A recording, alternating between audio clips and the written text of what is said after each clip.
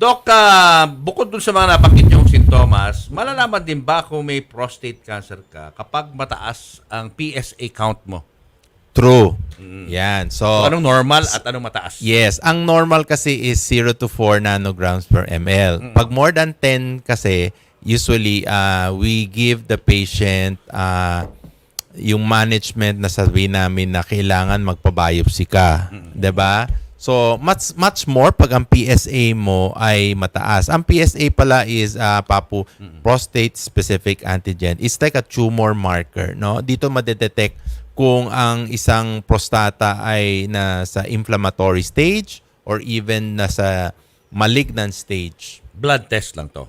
It's a blood test lang. Simple Oo. lang ho mga kapatid, no? Papakuha lang kayo ng dugo, i-request nyo PSA count, ayun, lalabas na yun. Eh, pag nakitang mataas, anong next, Doc? Ayun, pag nakitang mataas, let's say na nabanggit nga natin, Mamu, na more than 10 nanogram, kasi that's an indication for prostatic biopsy. So, pwede kang sabihan ng iyong specialista na kailangan mo magpa-biopsy.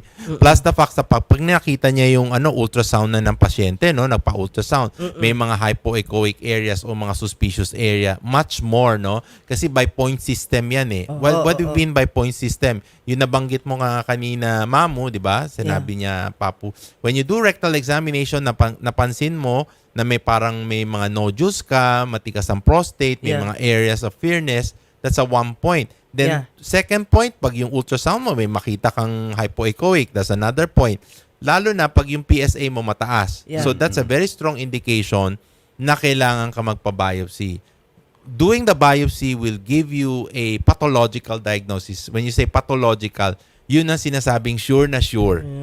Hindi kasi pwede tayo mag-label pa at kung kahit na mag-rectal, may ultrasound, meron PSA, wala pa tayo dun sa na yung mataas na porsyento na sasabihin mo may prostate cancer. We have to have a pathological, histological diagnosis through a biopsy. Doon na malalaman kung malignant o benign. Exactly. Ngayon, eto na.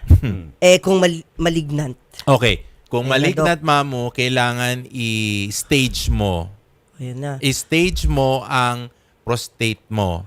No? 1, 2, 3, 4. Ganon. Yes. Oo. Stage 1, stage 2, stage 3, stage 4. Bakit kailangan i-stage? Kasi doon makikita mo kung yung prostate cancer ay localized, nasa prostate pa lang, kung yung prostate cancer ay kumalat na, o yung medyo sinasabi natin, mas matinding pagkalat niya kasi it has already affected or metastatic lesions to the bone. No?